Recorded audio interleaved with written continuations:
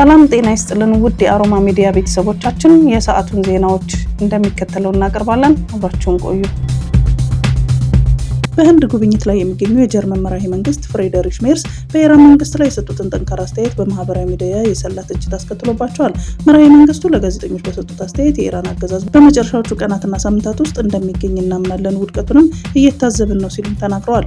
ይህ ንግግር ኢራን ውስጥ ያለውን ተቃውሞ መሰረት ያደረገ ቢሆንም የውጭ ጣልቃ ገብነት ፍላጎትን የሚያንጸባርቅ ነው ተብሏል። የሜርስ ንግግርን ተከትሎ በማህበራዊ ሚዲያ በተለይም በፌስቡክ አስተያየቶች የሚነሱ ነጥቦች ምዕራባውያንን የሁለት ዓለም ዲፕሎማሲያዊ የሚሞግቱ ናቸው። እንደ ሃይደር አማን ያሉ አስተያየት ሰጪዎች የጀርመን መሪ በኢራን ጉዳይ ላይ ተቆርቋሪ ሲሆኑ የጋዛ ህጻናት ሞት ለምን ልቦን አላሳዘነም የሚለውም ጥያቄ የምዕራባዊ የሰብአዊ መብት አቋም ፖለቲካዊ ወገኝነት እንዳለውም ያሳያል። እነዚህ ሁለት ክስተቶች በየፊናቸው በሀገር ውስጥ ያለውን የደህንነት ቀዳዳና በዓለም አቀፍ ደረጃ ያለውን የዲፕሎማሲያዊ መርህ አልባነት ፍንትው አድርገው ያሳያሉ። የፕሬዝዳንት ዶናልድ ትራምፕ አስተዳደር ለሶማሊያ ዜጎች ተሰጥቶ የነበረውን ጊዜያዊ ጥበቃ ቆይታ ፈቃድ መሰረዙን ተከትሎ በሺዎች የሚቆጠሩ ሶማሊያውያን በመጪው መጋቢት ወር የአሜሪካን ለቀው እንዲወጡ ትዕዛዝ አስተላለፈ። የአሜሪካ የሀገር ውስጥ ደህንነት መስሪያ ቤት በኤክስ ማህበራዊ ትስስር ገጹ ላይ ባሰፈረው እጅግ ጠንካራ መልእክታችን ግልጽ ነው፣ ወደ ሀገራችሁ ተመለሱ፣ አለበለዚያ እኛ በራሳችን እንመልሳችኋለን ሲል አስጠንቅቋል። የሀገር ውስጥ ደህንነት ጸሐፊ ክሪስቲን ኖም በሰጡት መግለጫ በሶማሊያ ያለውን ሁኔታ መሻሻል በማሳየቱ ሀገሪቱ ለቲፒኤስ መስፈርት ብቁ አይደለች ብለዋል። ጊዜያዊ ማለትም ጊዜያዊ ነው። በሶማሊያ ያለው የሀገር ውስጥ ሁኔታ ተሻሽሏል ያሉ ጸሐፊዋ ሶማሊያውያን በጊዜያዊነት አሜሪካ ውስጥ እንዲቆዩ መፍቀድ ከብሔራዊ ጥቅማችን ጋር የሚቃረን ነው፣ እኛ ለአሜሪካውያን ቅድሚያ እንሰጣለን ሲሉም ተናግረዋል። በአሁኑ ወቅት በአሜሪካ በቲፒኤስ ፈቃድ የሚኖሩ ወደ 2500 የሚጠጉ ሶማሊያውያን እንዳሉ ፎክስ ኒውስ ዘግቧል። ይህ ውሳኔ እነዚህን ግለሰቦች በቀጥታ የሚመለከት ሲሆን ፈቃዱ ሲሰረዝ የመስራት መብታቸው የሚያጡ ሲሆን ከአገር የመባረር ዕጣ ፈንታቸውም ይገጥማቸዋል። ውሳኔውን ተከትሎ የትራምፕ አስተዳደር የኢሚግሬሽን እና የጉምሩክ ፖሊሲዎችን በርካታ ሶማሊያውያን ወደሚኖሩበት ሚኒሶታ አካባቢ መላኩ ተሰምቷል። የትራምፕ አስተዳደር ከሶማሊያ በተጨማሪ ከቅርብ ወራት ወዲህ የኢትዮጵያ፣ ሆንዱራስ፣ የኔፓል፣ የኒካራጎ፣ የበርማ እና የደቡብ ሱዳን ዜጎች የቲፒኤስ ፈቃድ የሰረዘ ሲሆን የሃይቲ ዜጎች ፈቃድን በሚቀጥለው ወር እንደሚያበቃም ተገልጿል። መረጃዎች እንደሚያመለክቱት በአሜሪካ ወደ ሩብ ሚሊዮን የሚጠጉ ትውልደ ሶማሊያውያን የሚኖሩ ሲሆን አብዛኞቹ የአሜሪካ ዜግነት ያላቸው በመሆናቸው ይህ ውሳኔ በቀጥታ አይመለከታቸውም። ነገር ግን እርምጃው በማህበረሰቡ ዘንድ ከፍተኛ ስጋት መፍጠሩ አልቀረም።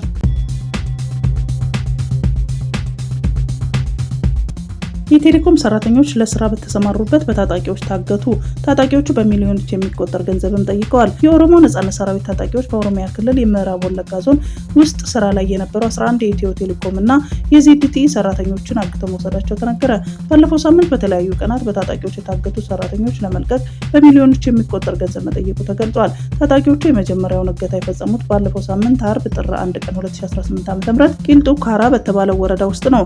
የሞባይል ኔትወርክ ማስፋፊያ ስራ ያከናወኑ በነበረው የኢትዮ ቴሌኮም እና የቻይና ኩባንያ ዜድቲኢ ባልደረቦች ላይ እገታ የተፈጸመው። በእገታው ከተያዙ ውስጥ 5 የዜድቲኢ ባልደረቦች ሲሆኑ 2 የኢትዮ ቴሌኮም ሰራተኞች መሆናቸው ታውቋል። 7ቱ ባለሙያዎች በአካባቢው በሚንቀሳቀሱ የኦሮሞ ነጻነት ሰራዊት ታጣቂዎች ተይዘው መወሰዳቸውን ለደህንነታቸው ሲሉ ስማቸው እንዳይጠቀስ የጠየቁት አንድ የኢትዮ ቴሌኮም ባለስልጣን ለቢቢሲ አፋን ኦሮሞ አረጋግጠዋል።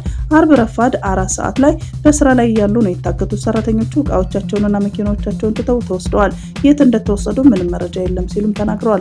በቀጣዩም ቅዳሜ ጥር 2 ቀን 2018 ዓ.ም ደግሞ ሌሎች 4 ሰራተኞች እዛው ምዕራብ ወለጋ ቦጂ ድርመጂ ወረዳ ውስጥ በታጣቂዎች መወሰዳቸውን ገልጸዋል።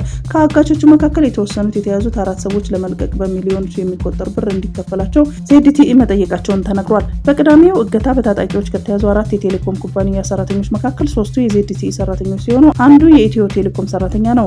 ስሜ አይጠቀስ ያሉት የኢትዮ ቴሌኮም አመራር በቂሊጡ ካራ ወረዳ ያሉትን 2 ሰራተኞች ተይዘዋል። ያገቷቸው ታጣቂዎች በአካባቢ የሚንቀሳቀሱ የኦሮሞ ነጻነት ሰራዊት አባላት መሆናቸውን የደረሰ መረጃ ያመለክታል ሲሉ ተናግረዋል። ታጣቂዎቹ እገታውን የፈጸሙት የኢትዮ ቴሌኮም በአካባቢ ያለውን 5% እስከ 12% የሚደርስ የፎርጂ የቴሌኮም ሽፋን ወደ 82% በመቶ ለማሳደግ እየሰራ ባለበት ሰዓት እንደሆነም ገልጸዋል። ኢትዮ ቴሌኮም ከቻይና ኩባንያ ጋር በመሆን በአካባቢ ያለውን የኔትወርክ ሽፋን ለማስፋት ከፍተኛ ገንዘብ መድቦ ባለፉት 2 ወራት ስራዎችን እያከናወነም ይገኛል።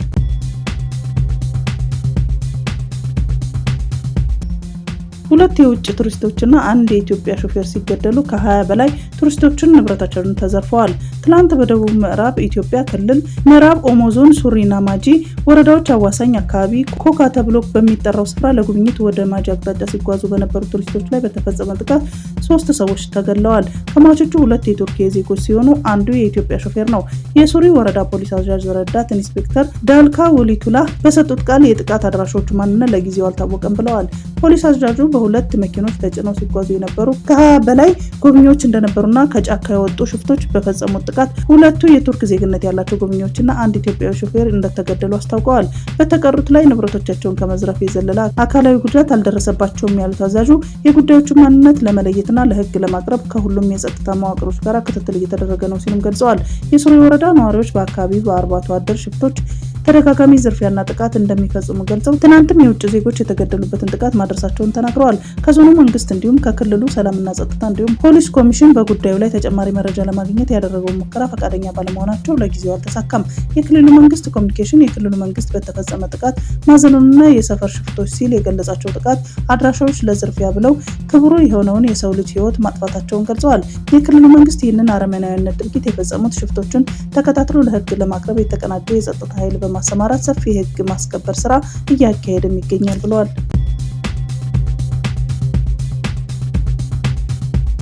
ቻይና የመጀመሪያውን የፖሊስ የኤሌክትሪክ ሄሊኮፕተር ይፋ አደረገች። ቻይና ለፖሊስ አገልግሎት የሚሆን የመጀመሪያውን 2 ሰዎች የመጫን አቅም ያለውን የኤሌክትሪክ ሄሊኮፕተር የተሳካ የሙከራ በረራ ማካሄድ መቻሏን አስታወቀች።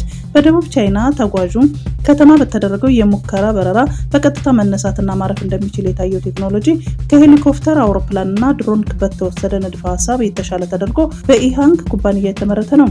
በቀጥታ መነሳትና ወደ ግዳጁ በማቅናት በፈለገው ቦታ ማረፍ የሚችለው የኢቮትል ቴክኖሎጂ 650 ኪሎ ግራም ጭነትን የመያዝ አቅም አለው። የኤሌክትሪክ ሄሊኮፕተሩ በአንድ ጊዜ ቻርጅ 30 ኪሎ ሜትር መጓዝ የሚችል ነውም ተብሏል። ከአረንጓዴ ኢኮኖሚያዊ ጋር የተመጣጠነ ሲሆን በግዳጅ ወቅት ለሚዘውረው ሰው ቀለል ያለ የአጠቃቀም ሲስተም የተገጠመለትና ባሉት የአማራጭ ሞተሮች አማካኝነት ደህንነቱ አስተማማኝ የሆነ ነው። ችግሮቹ ሲፈጠሩ ፖሊስ ያለማንም የትራፊክ መጨናነቅ ወደ ቦታ በደቂቃዎች ውስጥ መድረስ የሚያስችል ቴክኖሎጂ ሲሆን በበረራ ወቅት የሚረብሽ ድምጽ እንዳያወጣ ተደርጎ የተሰራ ነው። የሙከራ በረራውን ተከትሎ በአየር ላይ ለሚካሄደው የህግ ማስከበር ጅማሮ እንደሚሆን የገለጸ ሲሆን በተለይም ለፖሊስ አፋጣኝ ምላሽ እንዲሰጡና የጸጥታ ክትትላቸውን ለማጎልበት የሚያስችል እንደሚሆን ተስፋ ተጥሎበታል።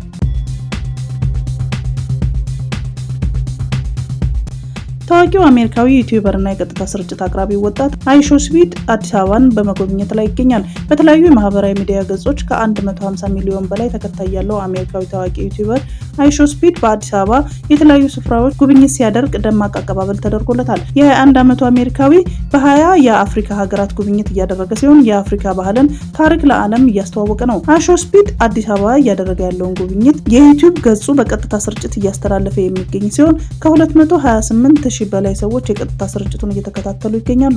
የቱሪዝም ሚኒስትሯ ሰላማዊት ካሳ በአድዋ መታሰቢያ ተገኝተው አቀባበል አድርገውለታል።